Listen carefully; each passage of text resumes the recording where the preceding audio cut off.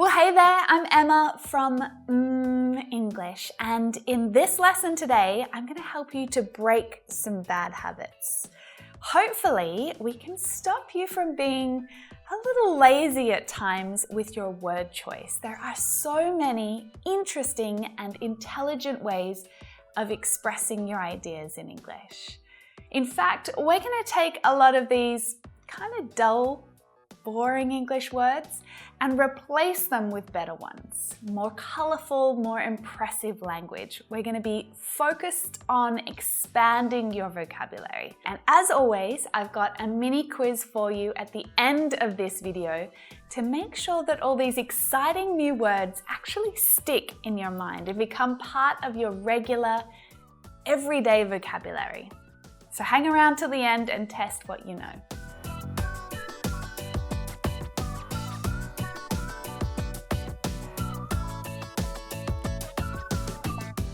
So we all have bad habits, don't we? And we tend to get stuck in those bad habits because they just become familiar and really easy. So many of my students get stuck in the habit of using basic vocabulary because it's easy. And yeah, you can communicate your message with basic English vocabulary, right? And that's awesome. But there's gonna come a time when either you notice or other people around you start to notice that actually you're just using the same words on repeat again and again. To be interesting, to impress and influence people, you've got to keep expanding your vocabulary. And it's not just the vocabulary that you understand, it's the vocabulary that comes to you instantly as you're using it, as you're speaking, as you're writing. So we want to activate that broader vocabulary today.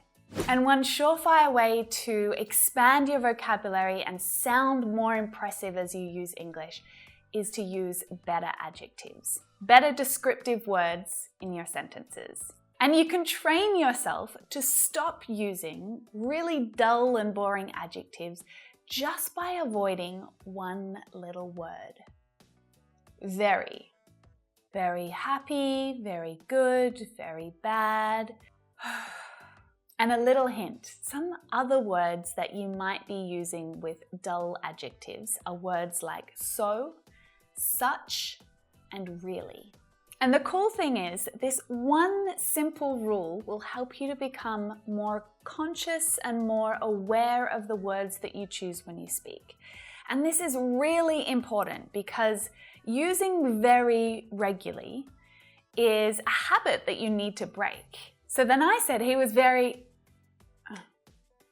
Maybe it's too late to fix it in that moment, but you will be more likely to remember next time and to change the words that you're using. And that's really what being conscious of your mistakes means. Being aware that it's happening, and this will help you to change your behavior. If you practice this skill while you're writing, you have the opportunity to think of a better word in that moment, or even look one up and grow the vocabulary that you're using that way. So let's start with very happy. Now there's lots of different ways to express this idea in English, isn't there? Overjoyed, thrilled, ecstatic, elated. If we look at some examples, we should be able to make it a little clearer when to use each one. She just found out she's pregnant. She's very happy. We can add more meaning by saying she's overjoyed. She's full of happiness and joy. We could say that she's thrilled, especially if she's really happy and excited. We can say she's ecstatic or she's elated, and that's even stronger again. That's joyful excitement, an overwhelming feeling of happiness in a really positive way. So if you want to add even more meaning, choose one of those two. There are so many better and more meaningful ways to say that you're very sad. And I think this lesson is going to be like a roller coaster. It's going to be full of highs and lows, happy, sad, good, bad, but we're just gonna ride it out, okay? The truth is, we can be sad for lots of different reasons, and we can be sad in lots of different ways. So as you start expanding your vocabulary, you really need to become more aware of the little nuances between words like heartbroken, devastated, disappointed, and dejected, because all of them are more meaningful ways to talk about that feeling of being very sad. His girlfriend just left him. He's very sad. So in this context, she left him means that she broke up with him. So he's probably heartbroken. And heartbroken is the perfect adjective to use when love is involved in sadness. You could also say that he's devastated too, especially if he wasn't expecting it, and it was a bit of a shock.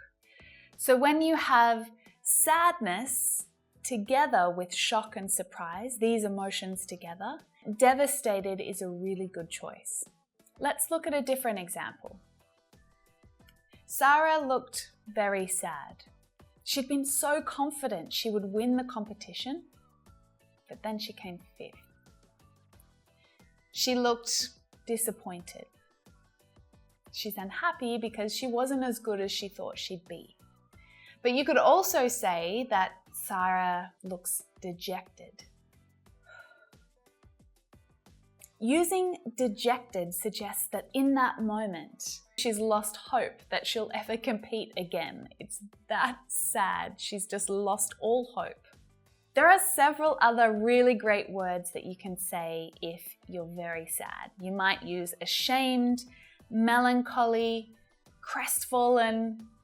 You're going to have so much fun with a thesaurus. But the trick with these new words is studying how they're used, making sure that you're using them accurately with the appropriate verbs and prepositions that they often get used with. And the second thing you need to be aware of is the context in which they're used, because those nuanced meanings are ever so slightly different and makes one more appropriate to use in one situation while another perhaps not.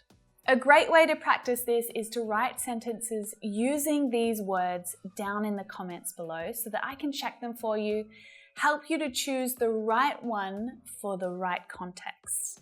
And that sentence, when you're practicing with this activity, it can be really simple.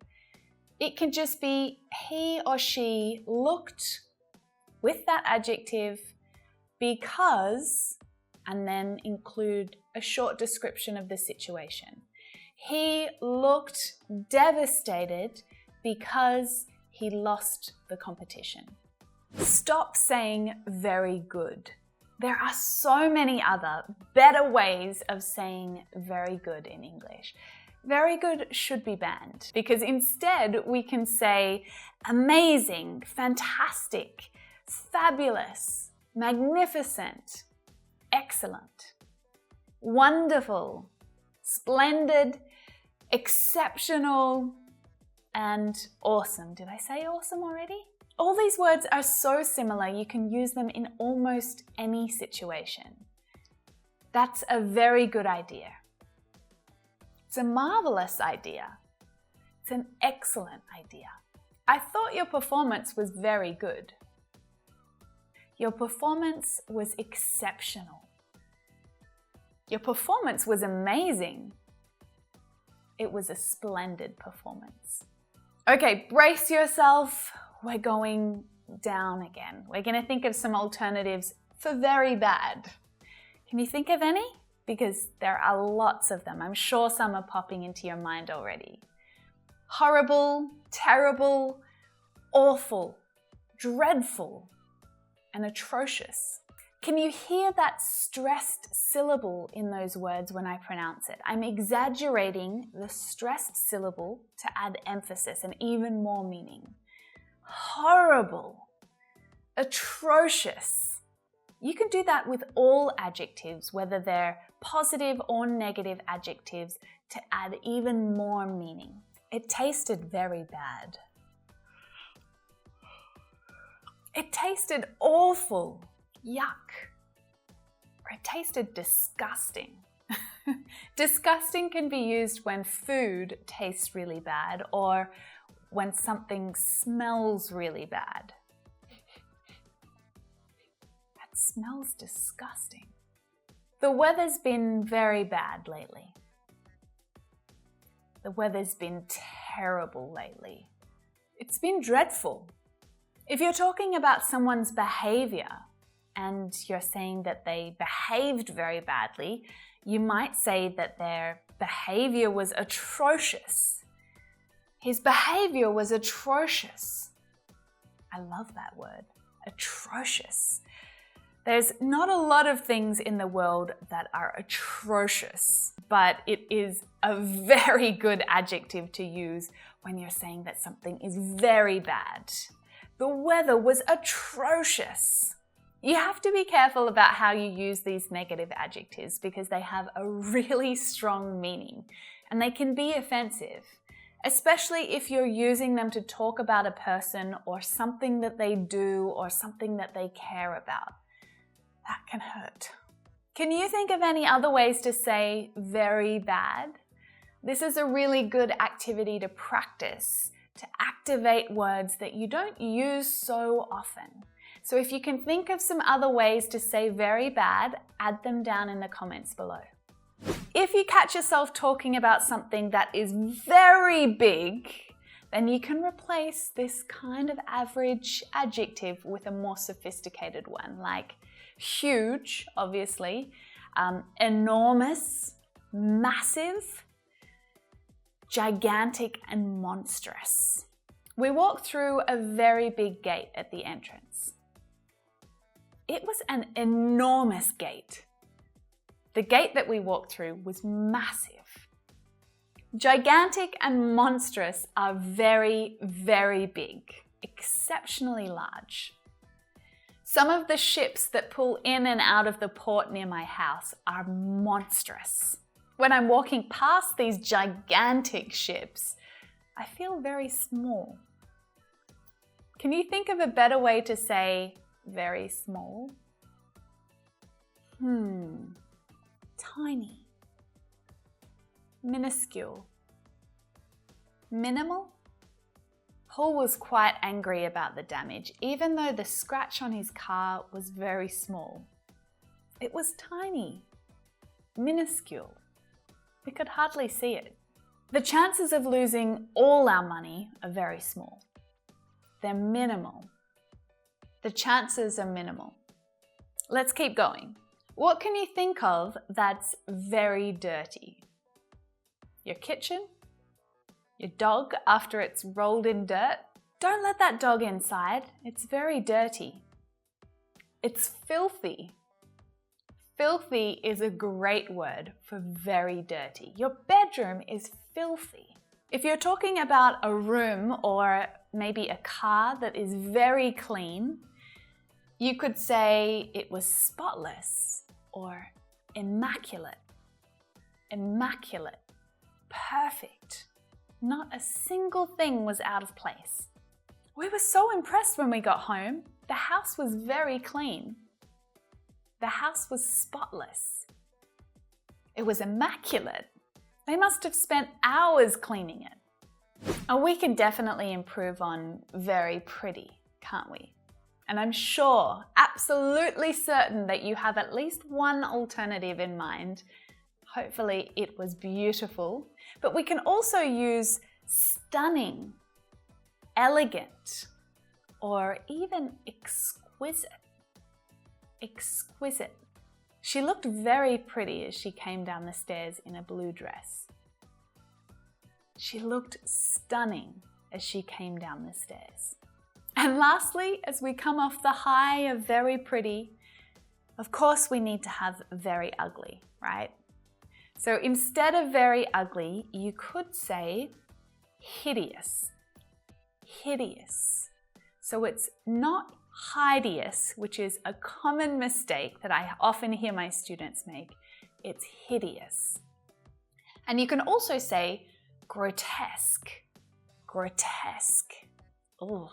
Now, obviously, I don't need to remind you again, but I feel like I have to. These adjectives are extremely strong and negative, so please don't use them to describe people. That's awful. Some of the big houses up on the hill are very ugly. They're grotesque. Their driveways are lined with very ugly statues. The statues are hideous. They're hideous. Just because people have lots of money doesn't mean they have good taste, right? Grotesque houses and hideous statues. Okay, so it's time to test everything you know with a little quiz. I'm going to read out a sentence and you need to improve the words that are highlighted in the sentence.